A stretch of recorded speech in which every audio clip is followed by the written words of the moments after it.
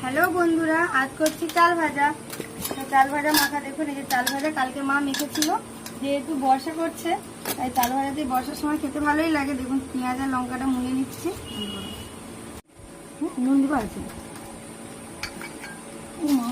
দেখুন পেঁয়াজ লঙ্কা মাখানো হয়ে গেছে।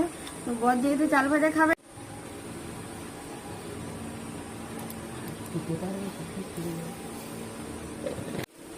চানাচুর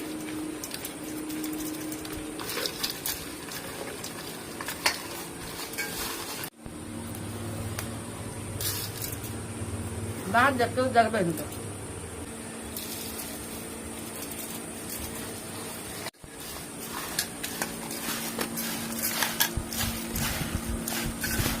हम ऊपर खा